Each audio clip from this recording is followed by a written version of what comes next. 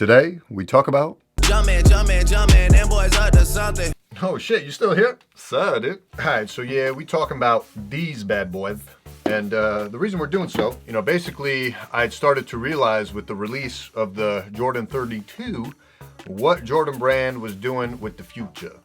You kind of got a hint with it with the Jordan 31, but it wasn't very clear to me until the Jordan 32 of what exactly was going on. So, as you can see right off the top, the interesting thing with these models is, as you know, everyone always gets all geeked out about Jordan 1 through 14. That's the ones he played in, essentially. We don't count them Washington days, am I right? But no, in all seriousness, those are the, marquee models. So how does a brand like Jordan brand survive if really all they can rely on is retros? Because other than coming out with new colorways on old silhouettes, what are they going to do, really? How are they going to convince you and I to buy new product when the name on the brand is a guy that hasn't played in, X number of years? So, that's one of their major challenges. It's a very difficult thing to do, to kind of box yourself into this amazing person and basketball player and legend. But the farther you get away from his playing career, it's nearly impossible to recapture that magic, especially with the younger crowd. Now, hip-hop obviously is remarkably responsible for keeping Jordan brand alive and well, and will continue to do so. Those retros ain't going nowhere, cuz that shit's here to stay. Sorry. Actually, I'm not sorry. But, so the question becomes, what do you do, Jordan brand? How are you got to keep coming out with new product, but how do you come up with a new product that will speak to the masses? And I think it's not perfect, but once I figured out what they're doing, I was on board, actually. So first clue of that came with the Jordan 31. So at first, I thought it was another gimmick. When I first saw this come out in the bread colorway, right around the re-release of these bread ones again, last year in 2016, I saw what they were doing. I was like, okay, they want to pay homage to the Jordan 1 because it's the 31. So they put the little swoosh there, as you can see. And then they wanted to obviously show you that they're still a modern and growing company. So they added on that little Jumpman and, updated materials. So fine, you want to do that, fine. But at first I really wasn't convinced. I felt like they were just eating off of that Jordan 1 and just kind of bundling them together to move product.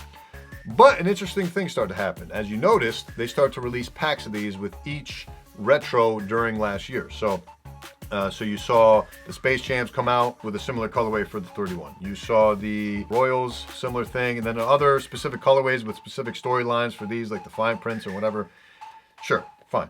And as a product, from what I had heard, these had great traction and they were great as a performance basketball shoe. So yeah, by all means. And I believe DJ Clark Kent nominated this as one of the potential shoes of the year last year. So, you gotta give it credit for what it is. Now, fast forward a little bit. Russell Westbrook goes off and dominates. Gives it back to Russ. Deep shot. What a perfect ending! And becomes the new Mr. Triple-Double. And he's doing it in this shoe. So what they had done, as you can notice, this is in his colorway of the, orange and blue of Oklahoma City. But the other thing they had done with these is they had actually tweaked it to incorporate the outsole of the previous model, the Jordan 30, with the upper of the 31. So this was more of a Russell Westbrook PE, player exclusive, player edition, whatever. And obviously the colorway to match his jersey. And then what ended up happening is they released this to the masses at retail, and I actually saw these sitting in the stores. And at that time, I really didn't purchase. I was like, whatever, still, I'm not on board with the gimmickiness. We keep them moving. Then an interesting thing happened. The Jordan 32 comes out, and all of a sudden, boom, it clicked. Look at what Jordan brand is doing. They're taking their old models, so starting with the 31, replicating the 1. Then you get into the 32, replicating the 2. So the build of the 2, they debuted it in Italy. They have the Corso Rossa colorway as one of the debut colorways, signifying its relation to F1 Formula Racing and Italian roots there, as well as the fact that the Jordan 2, when it originally released, was made in Italy with updated premium materials. It was the first time they got rid of the Nike swoosh as part of the Jordan line and tried to go for more of that premium look. And they tried to recreate all of that while updating the shoe for 2017 with obviously the Flyknit construction, the updated materials, but still keeping the same general mold of the Jordan 2 so that it's recognizable. So the minute I saw this, it clicked for me. I was like, wow, totally, it makes sense. They're starting over, but not really. They're paying homage to the original models that got Jordan Brand here while producing new, innovative product to sell performance basketball shoes. So I think from that point on, I was like, okay, you know what? You got me, Nike. Sold. And so now I'm on board. But with that said, the other significant thing with these shoes that's allowed me to justify their purchase is Russell Westbrook. So obviously with this player edition version of his that was released, and actually I just noticed that the actual Wings logo is embossed on the other side. So that original Wings logo from the original Jordan 1 is replicated here while keeping the swoosh from the original model and also the Jumpman. And then of course when he's making history with his triple-double feet and record-breaking in this shoe, then you move on to this season with this colorway, also again replicating that you know, classic OKC blue and orange, creamsicle AF with the updated materials. Now of course the other sweet thing about these is it incorporates Russell's patented why not phrasing. So as you can see on the bottom, why not, which gives it his own signature touch. And then on the, that continues the theme on the 32, where you see the why not on the sole, why not written bada bing, bada boom. Air Jordan Wings logo, just like you saw on the Jordan 2s when they originally came out, and then add the little Jumpman to finish it off. And then you got the nice fin type look on the back, Yeezy 2-esque AF. Not really, but you know, it's a cool touch. But yeah, and then of course the Flyknit looks super dope. But yeah, they really did their thing on this one. For the 31s, you get the Russell Westbrook logo up top on the tongue. As of now, I'd say Russell Westbrook, my favorite player to watch and see highlights of. Plays very similar to my favorite player of all time, Kobe Bryant. And just his ferocity, just the way he plays, and the way I get to play him on 2K. Bar none, no comparison. And of course his fashion sense. I'm big on men's fashion, and I'll never forget the first time I fell in love with Russell Westbrook was when I saw him in this outfit. Yo, Russ, I've been looking for that shirt forever. I've done so much research to try and find that shirt, and I can't find it. So if anyone out there in the universe seeing this finds that shirt, or can convince whoever made it to re-release it, retro it, something, please, I want that so bad. I found something similar in terms of a dress shirt, which I will be showing off towards the summertime because it's more of a summer shirt than a winter shirt. But stay tuned for that. But in any event, you know, this is just a lovely shoe, very different look. It sort of reminds me of the Just Don Jordan 2s that released last year in that lovely blue, which I've showed off in some previous videos, but still waiting to bust those out as well. But nice that they kind of take it the performance route with these. But with that said, you know, these are performance sneakers. So we should probably put them to the test and see which one is actually better, a la Russell Westbrook. So why don't we go do that?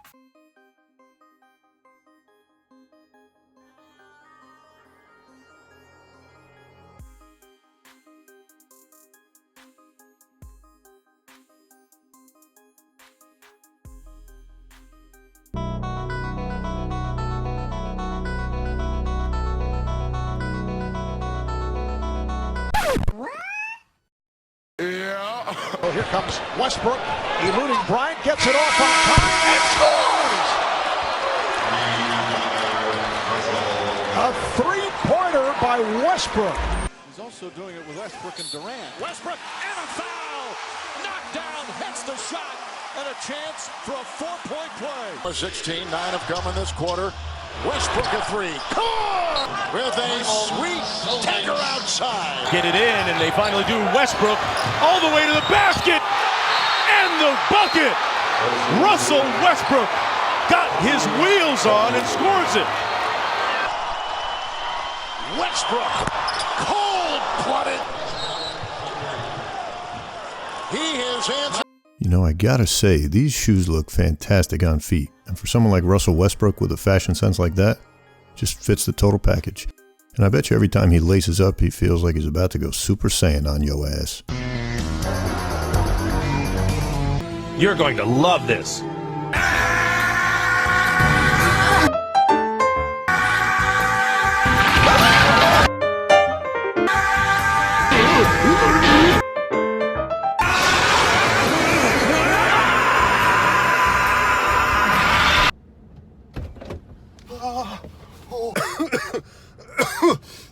I am dying, yo.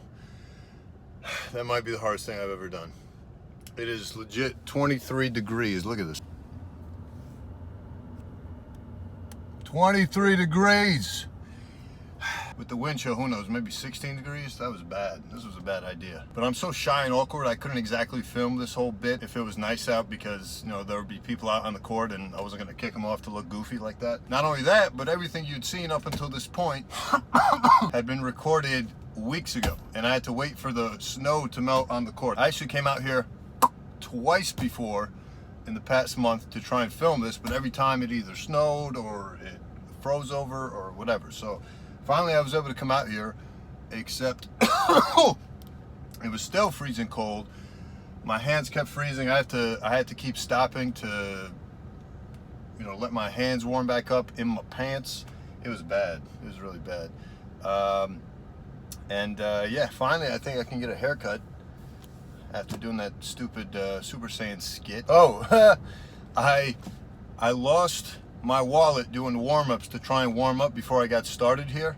And as I was shooting some layups, my wallet fell out of my pocket and the cash, which I had like over $100 in cash, just flew all up into those woods out there. You see the court right there? It all went into those woods, so I had to get out there and look for it, scavenge it, running around, scurrying around, trying to hunt down 5s and 10s and 20s and 50s.